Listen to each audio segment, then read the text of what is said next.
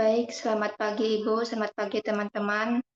Perkenalkan kami dari kelompok 4 yang beranggotakan dengan saya sendiri Nova. Saya Marita Marsanda. Saya Mesa. Di sini kami akan membahas perkembangan anak usia dini prasekolah atau early childhood. Pengertian anak prasekolah. Anak prasekolah adalah anak yang berumur antara 3 sampai 6 tahun. Pada masa ini, anak-anak senang berimajinasi dan percaya bahwa mereka memiliki kekuatan. Pada usia anak prasekolah, anak membangun kontrol sistem tubuh seperti kemampuan ke toilet, berpakaian, dan makan sendiri. Menurut Montessori dalam Nor Laila tahun 2010, bahwa usia 3-6 tahun anak-anak dapat diajari menulis, membaca, dan belajar mengetik. Usia prasekolah merupakan kehidupan tahun-tahun awal yang kreatif dan produktif bagi anak-anak. Ciri-ciri anak prasekolah yaitu aspek fisik, emosi, sosial, kognitif anak. Adapun ciri-ciri perkembangan anak usia prasekolah, 1. Umumnya anak sangat aktif. 2. Membutuhkan istirahat yang cukup. 3. Otot-otot besarnya berkembang dari kontrol jari dan tangan. 4. Sulit fokus pada pandangan objek-objek yang kecil ukurannya. 5. Memiliki tubuh yang masih lentur. 6. Anak perempuan lebih terampil dalam tugas yang bersifat praktis dibanding anak laki-laki. Selanjutnya akan dibacakan oleh Mesa. Faktor-faktor yang mempengaruhi perkembangan. Menurut Wong 2009 menyebutkan terdapat beberapa faktor yang mempengaruhi perkembangan, yaitu 1. Keturunan, 2. Faktor neuroendokrin, 3. Nutrisi, 4. Hubungan interpersonal, 5. Tingkat sosioekonomi, 6. Penyakit, 7. Bahaya lingkungan, 8. Stres pada masa kanak-kanak, 9. Pengaruh media massa. Karakteristik perkembangan anak prasekolah. 1. Perkembangan fisik. Perkembangan fisik merupakan dasar bagi kemajuan berikutnya, dengan meningkatkan pertumbuhan tubuh baik berat badan maupun tinggi badan serta kekuatannya. Memungkinkan anak untuk lebih aktif dan berkembang keterampilan fisiknya dan juga berkembangnya eksplorasi terhadap lingkungan tanpa bantuan orang tuanya. 2. Perkembangan kognitif. Menurut Kiase dalam Kojir 2010, perkembangan kognitif anak prasekolah merupakan fase pemikiran intuitif dalam perkembangan kognitif. Anak dalam hal ini otaknya mulai mengembangkan kemampuan untuk berpikir, belajar, dan mengingat. Dunia kognitif anak pada usia ini adalah kreatif, bebas, dan fantastis. Selanjutnya akan dilanjutkan oleh Marita Marsanda. 3. Perkembangan moral. Perilaku moral biasanya dipelajari melalui upaya meniru, mula-mula orang tua dan kemudian orang terdekat lainnya. Anak prasekolah mengontrol perilaku mereka karena mereka menginginkan cinta dan persetujuan dari orang tua. Biasanya mereka berperilaku baik di tatanan sosial. 4. Perkembangan bahasa. Desi Ningsih 2012 mengemukakan bahwa anak usia 2-5 tahun dalam perkembangan bahasanya berada pada fase diferensiasi. Pada fase ini, keterampilan anak dalam berbicara mulai lancar dan berkembang pesat. Kelima, perkembangan emosi. Emosi memiliki peranan yang sangat penting dalam perkembangan anak, baik pada usia prasekolah maupun pada tahap-tahap perkembangan selanjutnya, karena memiliki pengaruh terhadap perilaku anak. Anak memiliki kebutuhan emosional, yaitu dicintai, dihargai, merasa aman, merasa kompeten, dan mengoptimalkan kompetensi. Anak mengkomunikasikan emosi melalui verbal, gerakan, dan bahasa tubuh. Kesimpulan yang dapat diambil adalah, dari beberapa pengertian di atas, maka dapat disimpulkan bahwa anak usia prasekolah adalah anak yang berusia antara 3-6 tahun, dengan ciri perkembangan fisik yang lambat dan perkembangan kognitif dan psikososial yang cepat. Pertumbuhan dan perkembangan anak prasekolah sangat ditentukan dari keberhasilannya dalam mencapai pertumbuhan dan perkembangan selama masa toddler.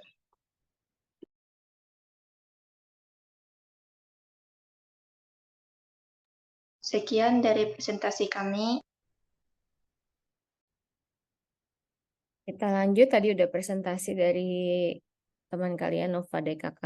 Sekarang saya mau bukan ngerangkumin juga, tapi mungkin sedikit lebih lengkap ya.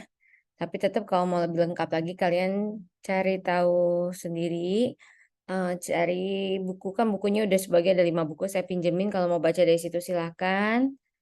Biasakan banyak baca biar terbiasa. Dan dari sumber lainnya nggak usah terpatok satu sumber, kalian silakan baca buku dari berbagai sumber.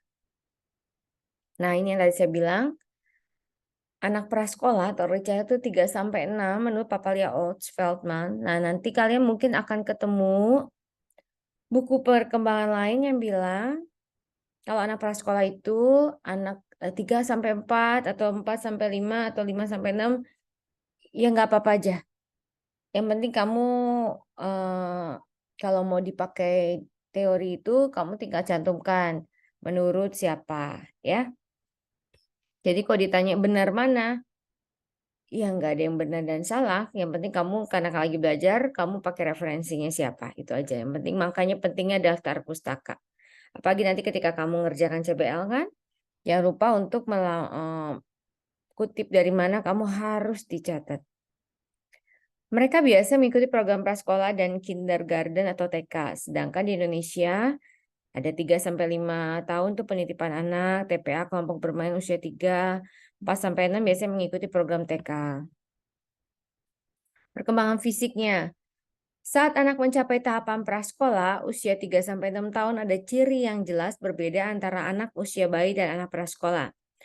Perbedaannya terletak pada penampilan, proporsi tubuh, berat, panjang badan, dan keterampilan yang mereka miliki.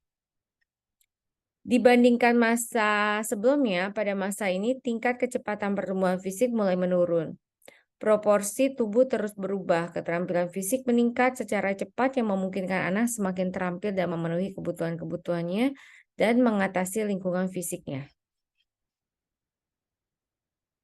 2 tahun udah mulai scribble kan yang kemarin belajar, terus 3 tahun mereka udah mampu berjalan mundur, dapat berjalan mengikuti garis lurus, bisa jinjit, lari, mampu melempar bola, menangkap bola. Nah, nanti kalau kalian observasi ke anak kalian tuh nanti pas CBL, kalian kan bisa lihat, CBL kalian kan early childhood, misalkan anak usia 5 tahun, tapi jalannya kok dia nggak bisa jinjit, atau dia di kalian kasih misalkan apa ya, kapur atau pakai lakban terus minta dia jalan lurus, ternyata dia nggak bisa tuh jalan di atas garis lurus gitu, nggak bisa. Berarti kan seharusnya itu anak usia 3 tahun sudah bisa itu, tapi anak itu misalkan belum bisa, berarti kan nanti kamu jadi catatan observasi kamu. Itu pentingnya, maksud saya kemarin kalian bikin kayak list perkembangan anak. Buat apa? Buat bahan kamu observasi. Dan itu juga akan berguna nanti kalau someday kalian punya anak, kalian itu sangat membantu banget tuh. Ya. Usia 4 tahun anak-anak telah memiliki keterampilan lebih baik, bisa melambungkan bola, melompat dengan satu kaki, telah mampu menaiki anak tangga. Nanti kamu harus cek. Usia 5 tahun mereka meloncat dengan mempertahankan keseimbangannya. Mereka telah mampu melompat dengan mengangkat kedua kaki sekaligus belajar melompat tali. Tinggi kurang lebih 1 meter, 2 kali tinggi waktu badan lahir. Nah, beratnya 5 kali berat badan waktu lahir. 6 tahun, fisiknya udah bisa melempar dengan tujuan yang tepat. Bisa misalnya masukin bola ke dalam keranjang gitu. Terus bisa mengendarai sepeda roda 2 harapannya. Anak laki dan perempuan dapat lari sama kencangnya dan keduanya sama-sama mampu melempar dengan sasaran yang tepat. Udah sampai 90% ukuran orang dewasa nih katanya Papalia. Nah, perubahan fisik selama masa early childhood, usia taman kanak-kanak, bentuk tubuh bayi yang bulat dan lucu berubah menjadi lebih ramping, lebih tinggi, dan memungkinkannya untuk lebih mampu berpartisipasi dalam sejumlah aktivitas fisik yang mempengaruhi pertumbuhan otak dan pertumbuhan badan. Postur atau sosok tubuh berubah dipengaruhi oleh sejumlah faktor fisik dan psikologis. Interaksi dengan lingkungan seperti nutrisi, istirahat, dan aktivitas berpengaruh pada postur. Dengan olahraga secara fisik lebih atraktif dan keterampilan motorik tertentu lebih baik, sehingga anak belajar meningkatkan keseimbangan dan postur tubuh. Keterampilan motorik kasar, koordinasi sebagian besar otot tubuh, misalnya melompat, main jungkat-jungkit, berlari. Orang tua dan guru perlu membantu mengarahkan kegiatan-kegiatan fisik anak untuk meningkatkan keterampilan motoriknya. Terlalu sulit bisa menyebabkan frustasi, terlalu mudah dapat bosan. Perkembangan lain pada masa ini, peningkatan waktu reaksi, koordinasi mata dan tangan, ketangkasan tangan, kesadaran akan tubuhnya secara umum. Itu yang motorik ya. Dan ini kenapa jadi catatan? Karena masa usia dini gitu, anak PAUD itu memang lagi fase-fasenya mereka bergerak. Justru memang kalau nggak bergerak itu yang tanda tanya. Kenapa? Karena memang mereka lagi aktif-aktifnya. Tahap perkembangan keterampilan motorik pertama ada kognitif fase, what to do. Jadi anak coba memahami keterampilan motorik, hal yang diperlukan untuk melakukannya. Misalnya mau main engklek atau lompat gitu, main lompat. Tahu engklek gak kalian? Yang ada ditulis di lantai atau di tanah, terus anak lompat gitu. Coba siapa yang pernah main engklek di sini? Angkat tangan di reaction tuh. Siapa yang pernah main engklek? Gak ada yang pernah. Oh, Inka doang yang main dari sekian banyak. Oke, Inka, Alda, Cindy pernah main ya. Nah, kalau yang pernah main berarti nyambung nih sama Mega juga udah pernah katanya. Oke. Nah, kalau main engklek kan, soalnya saya mau ngasih contoh gini, main engklek ya, yang ada lompat satu kaki, terus nanti hap dua kaki gitu, terus putar badan, lompat lagi, terus lempar lagi, pakai batu kayak pakai apa lempar gitu. Nanti kalian main lah, ya, main tuh depan kelas, biar tahu. Yang belum pernah main biar tahu ya, jangan-jangan kalian juga belum bisa lagi lompat engklek, berarti perkembangannya mesti belajar bareng sama anak PAUD nih, motoriknya. Jadi anak belajar mencoba memahami keterampilan. Dia nginget, waktu itu diajak sama gurunya main engklek. Nah terus, waktu itu dia ingetin tuh, dia lagi mempelajari. Terus asosiatif fase belajar secara trial error. Dia menyadari kesalahan dan memperbaikan di masa yang akan datang, how to do-nya. Terus, tadi di sekolah aku main sama bu guru, main itu loh mama atau bunda, mainnya lempar terus lompat. Terus dia coba-coba trial error, bisa aku lompat. Sampai yang ketiga fase adalah autonomous, artinya otomatis. Jadi nanti kalau besoknya diusahakan di sekolah, anak itu udah terbiasa, udah bisa gitu. Itu contoh. Ya, kayak kalau kalian mungkin contohnya naik motor. Naik motor kan itu apalagi kalau motornya kopling ya mesti keseimbangan. Terus kalian pertama kan liatin what to do, kalian atur strategi, bacanya udah gitu trial error, lompat, misalkan mau jatuh kayak gitu, masuk selokan ya itu trial error sampai akhirnya berarti kalau gitu harus agak dimiringin ke kanan nih biar nggak ini gitu. Akhirnya kamu sudah dapet secara otomatis udah nggak tahu gimana kok bisa aja tuh naik motor. Ya kayak saya dulu nyetir mana nabrak takut-takut tapi lama-lama karena terbiasa gitu. Meskipun nggak jago-jago amat tapi jadi udah otomatis meskipun lama nggak nyupir tiba-tiba nyupir masih bisa ternyata itu. Itu namanya otomatis fase. Nah, ini latihan keterampilan motorik. Latihan hanya akan berguna untuk meningkatkan keterampilan motorik bila kematangan telah tercapai. Maksudnya apa? Kalau anak belum siap nulis, Dipaksa ya bisa, dipaksa. Tapi kalau megang pensilnya aja masih begini, masih belum pas, iya bisa tapi beda kualitasnya. Bisa karena terbiasa. Kalau yang tadi berarti bisa karena terpaksa. Beda ya, terpaksa atau terbiasa. Jadi, tapi kalau anak yang udah otomatis, karena saya juga mengamati anak saya sendiri, ketika dia udah kuat, otot-otot jarinya otomatis pasti bisa aja nulis. Nggak perlu dipaksa, otomatis itu. Kalau tadi ingat ya teori tadi, kognitif, asosiatif sama otomatis. Automatonus. Bentar, saya jadi lupa. Autonomous atau otomatis bahasa Indonesianya. Nah, itu udah otomatis aja bisa nulis. Ya, kalau sudah siap pasti bisa. Yang penting disiapin dulu, dikuatin dulu otot jarinya kayak gitu. Nih, perkembangan keterampilan motorik seni dan ini dari Scribbles. Saya coret terus dari lingkaran biasanya lurus sampai kayak gini nih. Penelitiannya seperti ini. Walaupun bentuknya belum baik, tapi bagi anak itu menyenangkan dan menyadarkan bahwa ia dapat membuat sendiri. Bertambah usia, bentuk gambar yang dibuat makin baik. Usia 4-5 tahun, anak menghasilkan gambar pertamanya dengan menggunakan 1 atau 2 bentuk dasar. Gambar orang belum proporsional, kepala besar dengan lingkaran kecil untuk mata hidungnya. Enggak apa-apa, yang penting mereka tahu kalau ada orang tuh ada mata, ada hidung, ada telinga. Itu bukan berarti jelek banget gambarnya kayak alien gitu. Bukan, yang namanya juga ini kalau emang kalian bagus gitu gambarnya kan belum tentu juga gitu. Jadi dengan anak PAUD ini kalian jangan pakai standar kalian.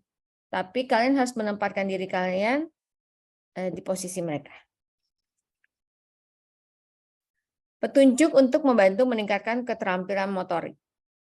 Selain dibutuhkan pertumbuhan otot secara menyeluruh, diperlukan juga kepercayaan dan keyakinan diri pada anak untuk melakukan aktivitas motorik.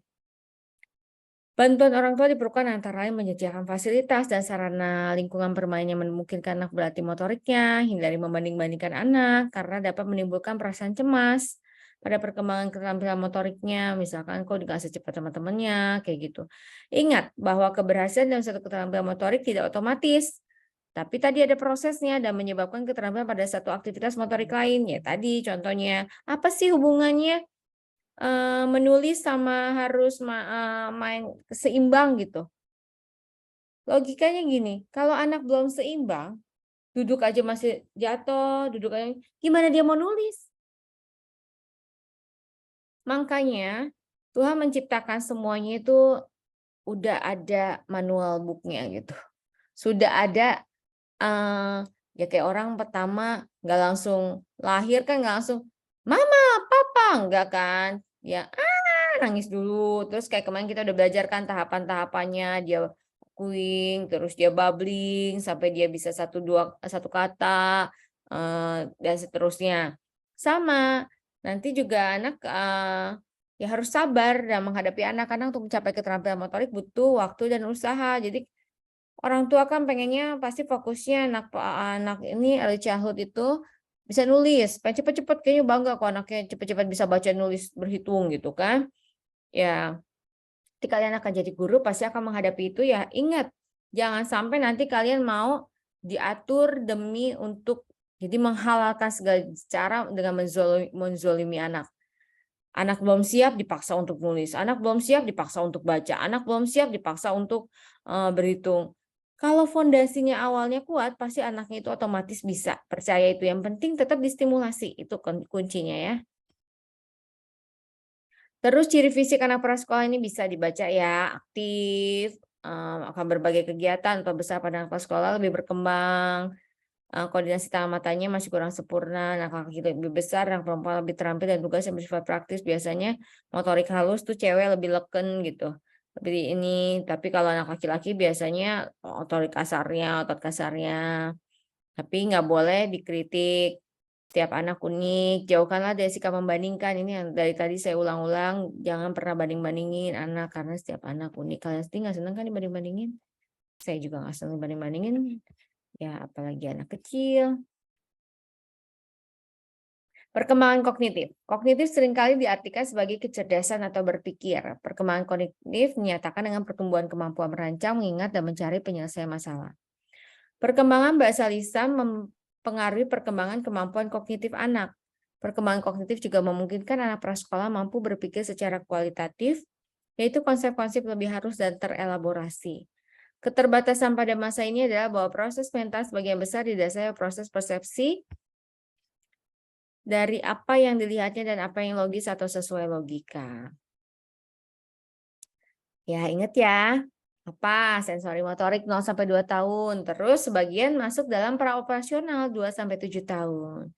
Itu gunanya kita belajar perkembangan anak 1. Jadi kita perkembangan anak 2 ini udah banyak apply-nya, aplikasinya. Jadi kenapa saya cerewet, pakai ada review segala di awal. Karena kalau kalian udah ini enak. Oh iya ya, kan dia masih praoperasional. Oh iya, kenapa dia belajarnya gitu? Karena dia masih memang sensori motorik kayak gitu. Jadi kalian tuh tahu. Nah, tapi saya tambahkan lagi di sini ada Brewer. Jadi anak katanya perkembangan kognitifnya memiliki rentang perhatian yang meningkat, bisa mengurutkan dan mengelompokkan objek, bisa membedakan fantasi, realitas, sudah mengenal warna, sudah memiliki minat terhadap angka dan huruf. Minat ya, ingat bukan berarti dia harus jago. Dapat mengingat kembali simbol-simbol, membayangkan benda yang tidak tampak secara fisik gitu. Dia udah mulai, aku mau ke pantai, padahal kan di Palangkaraya nggak ada pantai gitu. Tapi dia udah bisa membayangkan, mungkin dia habis main apa game atau dia nonton YouTube gitu. Jadi udah bisa membayangkan. Itu saya lagi ngebayangin, aku mau ke pantai gitu. Kalian juga mau? Ayo kita ke pantai. Ciri kognitif anak prasekolah dan TK. Anak prasekolah umumnya telah terampil dalam berbahasa. Kompetensi anak perlu dikembangkan melalui interaksi, minat, dan kesempatan mengagumi dan kasih sayang. Begitu. Jadi intinya kalau anak belajar dengan happy, dia pasti akan masuk aja. Tapi kalau dipaksa, jadi burden, jadi beban, bisa. Tapi bisa karena terpaksa. Bukan karena memang dia suka atau terbiasa. Perkembangan bahasa. Dari tadi belakangnya udah kayak ini ya. Rime. Produk bahasa meningkat dalam kuantitas, keluasan, dan kerumitannya. Dalam membicarakan perkembangan bahasa ada 3 butir nih. Perbedaan antara bahasa dan kemampuan berbicara. Terdapat 2 daerah pertumbuhan bahasa. Ada bahasa yang reseptif. Nih kayak saya ngomong semuanya mungkin ngedengerin. Tapi ada yang ngedengerin doang, masuk kuping kanan, keluar kuping kiri. Ada yang understanding. Ada yang listening dalam arti paham, dengerin, oh iya ya, masuk gitu. Ada yang nanti ketika saya tanya bisa jawab, berarti dia sudah bisa mengekspresikan, ekspresif, producing. Komunikasi dia atau bicara dalam hati juga sudah mulai berkembang. Perkembangan perbandingan bahasa usia 18 bulan, 25 kata, 3 tahun 1.800, per tahun tambah 600 kata. Kemampuan tuh ada semantik, tata bahasa, sudah bisa bertanya, dialog, bernyanyi, dan berdoa. Apa yang mempengaruhi perkembangan bahasa? Ada tingkat sosial ekonomi, tingkat intelijensi, jenis kelamin, terus kembar juga bisa mempengaruhi. Nah, semantik itu arti bahasa, arti kata. Jadi ada perkembangan semantik, sintaktik, pragmatik. Semantik itu arti kata, sintaktik, tata bahasa. Kalau saya ngafalinnya gitu. Sintaktik ditandai oleh tata bahasa yang tepat menunjukkan cara berpikir yang logis dan terorganisir. Kalau pragmatis, pragmatis penggunaan dalam konteks sosial atau sehari-hari. Gitu gampangnya. Kalau dulu saya belajar waktu kuliah pakai jembatan keledai, kayak begitu. Anak-anak secara bertahap berubah dari melakukan ekspresi suara saja lalu berekspresi dengan berkomunikasi. Biasanya udah lancar ngomong kecuali ada yang gangguannya. Hal-hal di sekitar anak kan mempunyai arti apabila anak mengenal nama diri. Jadi penting ya. Yang pertama, makanya kalau di Montessori itu anak belajar membaca juga menulis itu mulai dari namanya dulu. Misalkan namanya siapa? Namanya Rizky, namanya Inka, Ana gitu. Coba Ana. Ada huruf apa tuh? Ana. Misalkan A, N, A misalnya. Jadi dimulai dari diri sendiri. Biasanya kan kalau sekolah-sekolah biasanya kalian juga zaman saya juga gitu pasti A, B, C, D, E, F, G kan anak sebenarnya dipaksa untuk 26 alfabet terus. Tapi akhirnya mereka banyak anak yang bisa baca tapi nggak ngerti makna cuma bunyiin kata doang. Nah itu, jadi nanti kalian nih calon-calon guru PAUD bisa melakukan perubahan. Jadi anak-anak itu, anak-anak generasi-generasi Indonesia ini, generasi-generasi emas, bisa belajar dengan sukacita gitu, belajar dengan riang gembira tanpa paksaan. Bermain peran tuh bisa.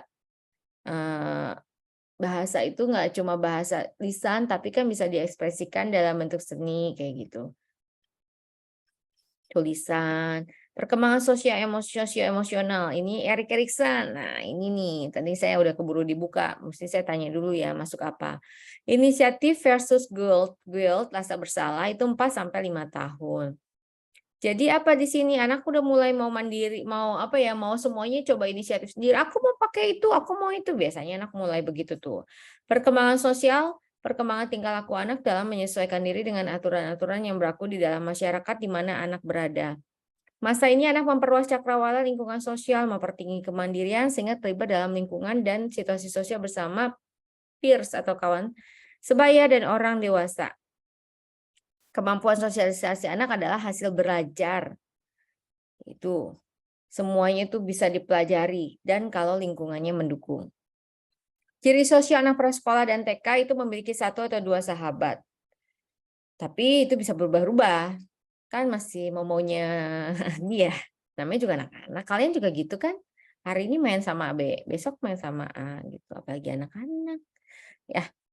Sahabat yang dipilih biasanya sama jenis kelaminnya. Kalau kalian biasanya kalau udah beda jenis kelamin bukan sahabat lagi, biasanya pacar, ya kan? Tapi anak kecil kan nggak ngerti. Jadi kecuali anak sekarang anak TK aja udah bisa naksir-naksir. Salah siapa? Salahkan pada lingkungannya. Kenapa anak kecil diajak nonton sinetron? Oke, kelompok bermainnya cenderung kecil. Anak yang lebih muda seringkali bermain bersebelahan dengan anak yang lebih besar. Ini ciri-ciri sosial emosional. Nah, ada menurut Pat Monodewo ini ada tingkah laku sosial. Ada unoccupy, anak yang tidak bermain dengan sesungguhnya. Jadi kayak main tapi dia sebenarnya nggak main gitu. Ya gimana ya? Unoccupy. Misalnya kayak dia lagi main gitu, tapi sebenarnya dia tidak lagi bermain yang benar, dia nggak lagi main sama orang, dia juga nggak main sendiri, tapi ya nggak jelas lah dia lagi main tapi main apa gitu, yang pasti dia tidak sedang main sama orang. Bermain soliter, anak bermain sendiri dengan menggunakan alat permainan. Kalau ini jelas, lebih jelas, maksudnya lebih jelasnya apa? Dia main nggak sama orang, dia main sendiri, tapi dia jelas dia sedang bermain. Kalau anak tingkah laku onlooker itu anak jadi dia onlooker itu dia mengamati. Dia mengamati orang yang bermain, dia nggak langsung bisa gabung dengan temannya. Bermain paralel itu anak bermain sama-sama bermain, misalnya nih si A masih B, seru terbang, pesawatku terbang, yang di sini mobil, motor, tapi mereka nggak main bareng. Tapi sebelahan, yang satu sibuk ke ini, yang satu sibuk sama itu paralel. Asosiatif itu anak bermain dengan anak lain tapi tanpa organisasi. Nah, kalau tadi kan bersebelahan tapi main sendiri-sendiri. Kalau yang asosiatif tuh lari sana lari sini gitu main. Yuk lari ke sana, lari ke sini. Ayo seru kan anak suka gitu. Pesawat lari gitu nggak jelas, tapi nggak ada strukturnya, nggak ada organisasi, main bareng sama-sama udah ada interaksi tapi nggak ada struktur. Nah, ini bermain kooperatif itu anak bermain bersama tapi udah ada aturan, maksudnya udah ada struktur, misalnya main, yuk kita main petak umpet, kamu jadi ini. Nah, udah kan lebih jelas. Itu ya, ini tahapannya atau beberapa tingkah laku sosial.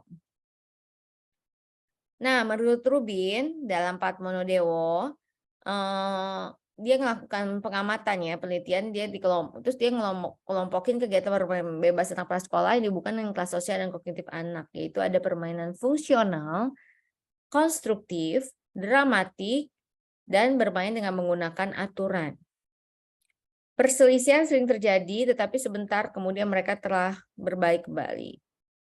Telah menyadari peran jenis kelamin dan sex typing-nya.